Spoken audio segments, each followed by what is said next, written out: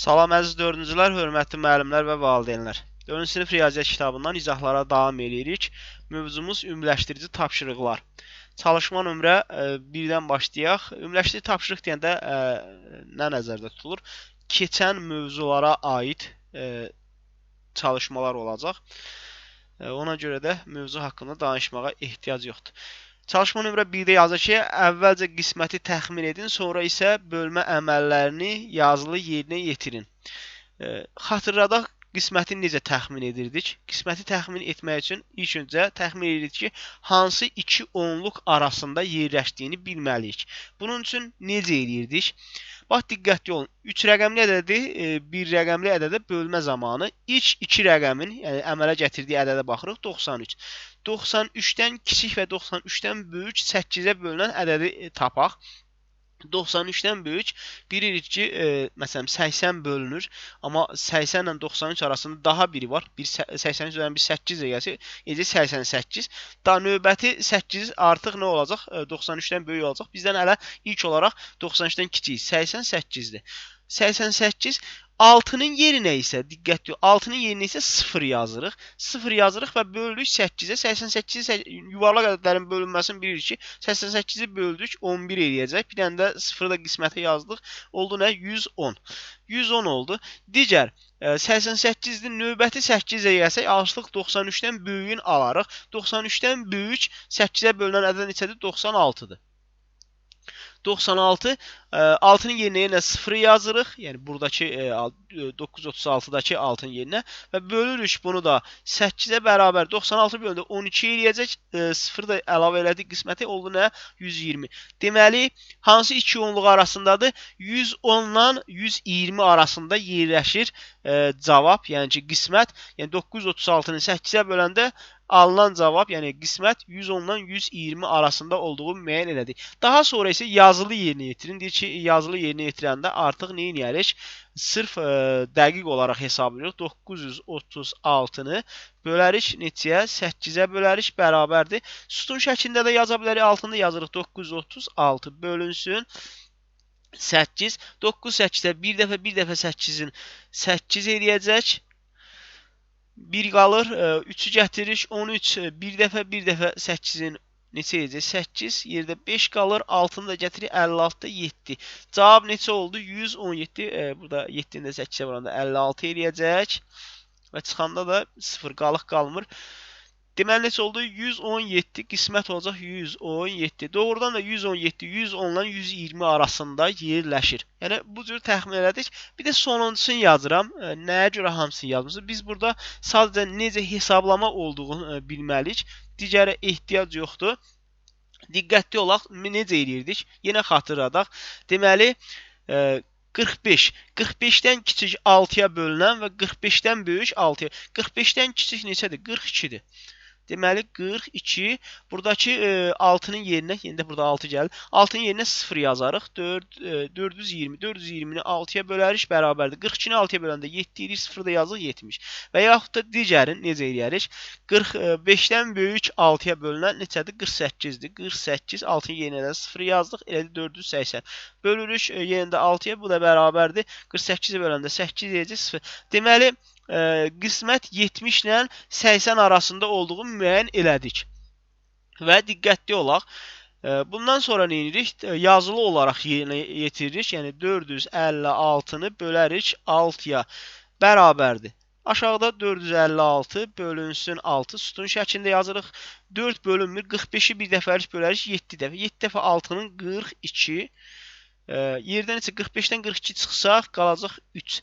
3, 6-nı da gətiririk. 36, 6 dəfə 6 dəfə altında 36 eləyəcək ki, qalıq 0 qalır. Cavabımız neçə oldu? 76. 76 nədir? 70 ilə 80 arasında yerləşir. Yəni, 2 onluq arasında yerləşdiyini demişdik təxmini və həqiqətən də nə oldu? 2 onluq, yəni 70 ilə 80 arasında oldu.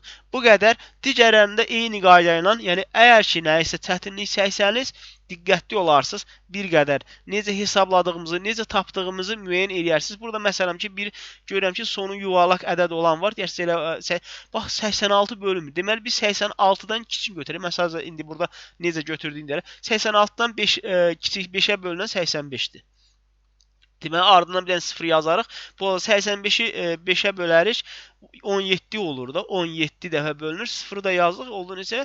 170. Və yaxud da 86-dan böyük, 86-dan böyük 90-dır. 0-ı da yazırıq. Bu da bərabərdir. Başda bölünsün 5-ə. Bu da bərabər 90-ı 5-ə böləndə 18 eləyir. Bir dənə də 0 yazırıq. Deməli 170-dən 180 arasında yerləşir. Daha sonra da olduğu kimi nə edirsiniz? Bölürsünüz. Bu qayda hər bir bölmə əməlində yerinə yetirilir. Təxmini hesablama və yazılı hesablama bu şəkildə davam eləyəcək. Keçirik növbəti çalışmaya. Buranı təmizləyək, davam eləyək. Davam edirik. Növbəti çalışma 2-yə baxaq, görə nə yazır? Yazır ki, sonuncu məlumatdan başlayaraq əməllərin qarşılıqlı əlaqəsindən istifadə etməklə boş xanalardakı ədədləri müəyyən edin. Demək, diqqətli olaq. Sonuncu məlumat neçədir burada? 428-dir. Və buradan başlayırıq. Əməllərin bir-birinə qarşılıqlı əlaqəsi deyəndə, yəni ki, biz vurmanı bölmə ilə, bölməni də vurma ilə tapırdıq. Yəni, geri qayıdarkən, məsələn ki, vurma ilə gəlib çıxmışıqsa ora, geri qayıdarkən bölmə ilə gedərik. Burada da diqqətli olaq. Məsələn, vur 4-dürsə, bir öncəki əməliyyatın hansı olduğunu tapmaq üçün 428-i 4-ə bölməliyik ki, bir öncəki əməliyyatı tapmalıyıq. Və ya üstə gəl 87-dirsə, deməli çıxmalıyıq. Geri qayıdarkən əməllər sırası tərsi olaraq yerinə yetirilir. Bax, bunu diqqətli olaraq, əməllər sırası demək, əməllər geri olaraq yerinə yetirilir. Əməllər sırası başqadır. Yəni, burada verilmiş əməlin tərsi, məsələn, üstə gəlmənin tərsi nədir? Çıxmadır. Vurmanın tərsi bölmədir. Bölmənin tərsi nədir? Vurmadır. Bu şəkildə davam edəcək. Ona görə də 428-i neyinirik? Bölürük 4-ə. 428-i 4-ə böləndə edəcək 107. Neçə? 107. Daha sonra 107 nə olub? Burada üstə gəl 87-də neyinirik? Çıxarıq 87-ni. 107-dən 87-ni çıxırıqsa neçə qalacaq? 20 qalır. 20. Deməli, burada neçə olacaq? 20. Daha sonra böl 5-dirsə, nə edərik? Vurarıq 5-ə. 20-ni 5-ə vuranda eləyəcək 100. Və vur 2-dirsə, bölərik 2-ə. 100-ü 2-ə böləndə də eləyəcək 50. Deməli, bu qayda ilə nə edərik? Əməllərin qarşılıqlı əlaqəsindən istifadə edərək boş xanalardakı ədədləri müəyyən etdik. İstəsək ki, yoxlaya da bilərik. 50-ni 2-yə vurduq, elədik 100. 100-ü 5-ə böldük, 20. 20-nin üstə 87 gəldik, 107. 107-ni 4-ə vurduq, elədik 428. Bu qaydada davam elədik. Keçirik növbəti çalışma 3-də yazır ki, bölmə əməllərinin yerinə yetirin. Artıq bu haqda yetərincə danışmışıq. Bölmə əməllərini yazılı olaraq yerinə yetirərik. 756-nı məsələn ki, bölərik neçəyə? 9-a. 7 bölünmədiyinə görə 75-i bölür. 75, 75-dən kiçik 9-a bölünənədən 72-dir. Neçə dəfə bölünür? 8 dəfə. 8 dəfə 9-un 72. 75-dən 72-ni çıxdıq, yerdə qaldı 3. 3, 6-nı da gətiririk 36. 36, 9-a 4 dəfə, 4 dəfə 9-un 36. Yerdə neçə qalacaq? 0 qalacaq. Bu qədər. Keçirik, yəni digərlərində bu qayda ilə yerinə yetirib cavabı taparsınız ki, məsələn, burada 84 oldu, digərlərində cavabını taparsınız. İstəsəniz yazılı sütun şəklində yerinə yetirsiniz və yaxud da qaralama dəftərində, çünki bizdən istənməyib sütun şəklində yazın. Sadəcə bölmə əməlini yerinə yetirmək. İstəsək, eyni dəftərdə yaza bilərik. Daha doğrusu bu olacaq. Yəni, öncə yazardıq 756 bölünsün 9 bərabərdir. Sonda sütun şəklində aşağıda yazdıqdan sonra, yəni budaqlı bölmədən istifadə elədikdən sonra cavabı yuxarıda yazırıq ki, 84. Bu qaydada yazsanız daha doğru olacaq. Keçək növbəti çalışma. Görək növbəti çalışmada nə yazır? Yazır ki, məsələni tənlik qurmaqla həll edin. 4 qutu konfet üçün 25 manat pul ödənildi. Bir qutu konfet neçəyədir? Qalıqda alınan manatı qəpiklərlə bölməyi unutmayın. Diqqətli olaq, qalıq qalacaq deyir. Bu qalığı da nə edirik? Qəpiklərə 4 qutu konfetdir. Nə qədər qalıq qalırsa bu qalıq manat olacaq. Manatı neyə çevirərik qəpiyə və qəpiyi də tapmış olarıq. Diqqətli olaq. 4 qutudur və 4 qutuya konfetə 25 manat pul veribsə, biz nəyi tapmalıyıq? Tapmalı olduğumuz məhsuldur. 1 qutu konfet neçə? 1 qutu konfet x manatdır. 4 qutusu neçə olacaq? X-i vurardıq 4-ə. Tapardıq ki, nədir? 4 qutusu neçə manatdır? 25 manatdır. Diqqət, x bərabər olacaq. Tənlik qurduqmu? 25'i bölərik 4'ə. 25 bölünsün 4. X bərabərdir. 25'i 4'ə böləndə, yəni böləriş neçə dəfə bölünəcək? 6 dəfə bölünəcək. Qalıq qalacaq 1. 1 qalıq qalacaq. Daha 6 manat, yəni ki bu olacaq 6 manat. Bir də 1 manat qalıq qalıbsa, bu 1 manatı da çeviriş nəyə? Diqqətli olaq. Bu 1 manatı da çeviriş qəpiyə 1 manat bərabərdir 100 qəpik. Bərabərdir 100 qəpik. Daha sonra neyniyərik? 6 manat üstəgəl 100 qəpiyi də bölərik neçəyə? 4 qutuda 1 manat qalıq qalıb 4'ə bölərik. Bu da bərabər deyəcək 25 nə? 25 qəpik. Üstəgəl deyəndə artıq buranın 25 qəpikdə neyniyərik? Bunu 25 qəpikdə 6 manatın üzərinə gəlir, olacaq 6 manat 25 qəpik. İndi diqqət ol, görək bu qız nəyə fikirləşir? Deyir ki, bir qutu konfetin qiyməti x ilə işarə etməklə vurma və bölmənin qarşı əlaqəsindən görə iki məsələyə uyğun iki tənlik qura bilərəm. Yəni, birincisini qurduq, sonra nə edirik? Diqqətli olaq, x konfetin qiymətini x götürmüşdük biz də. Yəni burada x götürdük. X-i neynədik? 4'ə qutuların sayına vurduq 25 manat. Daha sonra 25 manatı neyə bilərik? Diqqətli ol. 25 manatı qiymətə bölsək, bir qutu konfetin qiyməti x manatı bölsək, bərabərdir nə olacaq? Qutuların sayı olacaq 4. Və buradan da yenə də x bərabər olacaq 25'i yenə də bölərik 4'ə. X də bərabər olacaq. Yəni eyni qayda ilə 6. Burada qalıq qalacaq nə? 1 qalıq qalacaq. Bu qalığı da 1 manat bərabərdir 100 qəpik və 100'ü də nə edirik? 100'ü də bölərik 4'ə. Bu da bərabər deyəcək 25 qəpik. Deməli, nə olacaq? 6 manat 22 yazdım. 25 qəpik.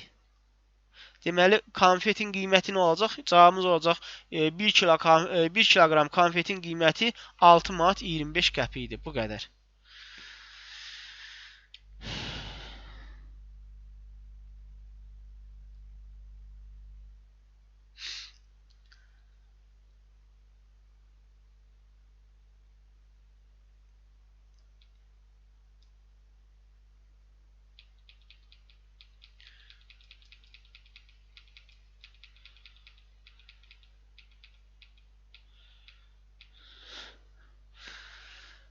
Davam edirik. Növbəti çalışma 5'dir. Görək 5'də nə yazır?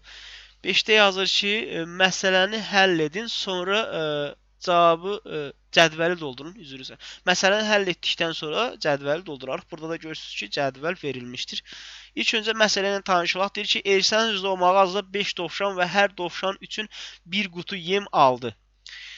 O, bunlar üçün 50 manat pul ödədi. Bir qutu yem 2 manat olarsa, Eşənin bir dovşanı neçə manata aldığını tapın. Diqqətli olaq, 5 dovşan alıb, hər dovşan üçün də bir qutu yem. Yəni, deməli, 5 dovşan alıbsa, 5 də qutu yem alacaq. 5 qutu yem və 5 dovşan. Daha doğrusu 5 dovşan fərqi yoxdur. Yəni 5 qutu yem alıb. Yəni bunu bildik. Bilmirdik. Çünki hər dovşan üçün bir qutu alsa o bunlar üçün 50 manat pul verib. 50 manat pul verib ümumi, yəni ki 5 dovşan üstəgəl 5 qutu yem, 5 yem daha doğrusu bərabərdir 50 manat. Özümüz üçün sadə qeyd edirik. İndi diqqətli olaq. Deyir ki, bir qutu yem 2 manat olarsa, bir qutu yem 2 manatdır. Elçənin bir dovşanı neçə manata aldığını tapın. Yəni biz qutunun, yəni yemin pulun bilsək, burada bax diqqət, dovşan üstə gəl yem bərabərdir 50 manat. Bu 50 manatdan yemi çıxsaq dovşanın pulu tapılacaq da. Elə bir ki bunlar toplananda hər hansı birini çıxsaq digər toplananda tapılmış olur. Və 5 qutu yem, bir qutusu neçə manatdır? 2 manatdır. Bir qutu 2 manatdır. 5 qutu nə olacaq? 2-ni 5-ə vurarıq, bu da bərabərdir 10 manat olacaq. Deməli 50 manatdan nəyi çıxarıq? 10 manatı çıxsaq, yerdən isə 40 manat qalacaq ki, 40 manat nədir? 5 dovşanın puludur. 5 dovşanın pulu 40 manatsa, 40-ı bölərik 5-ə, bu da bərabər deyiləcək neçə? 8 manat. Bir dovşan nə oldu? Dovşanın qiyməti oldu da 1 dovşan. 8 manat oldu dovşanın pulu. Dovşanın qiyməti oldu 8 manat. Biz qutunun qiymətini də bilirdik də, bir qutu yemin qiyməti 2 manatdır. İndi nə etməliyik? Cədvəli doldurmalıyıq. Deyir ki, sayı, qutunun sayı birini. Qutu nə qədərdir? Dovşan 5. Daha sonra qutunun sayı da neçədir? 5-dir. Birinin qiyməti, dovşanın qiyməti nə qədər idi? Tapdıq da burada 8 manat. 8 manat. Daha sonra qutunun qiyməti nə qədər idi? 2 manat. 5-i vurarıq, cəmi nə qədər? 5-i vurarıq 8-ə eləyəcək 40 manat. 5-i vurarıq 2-ə, bu da eləyəcək 10 manat. Bu qədər.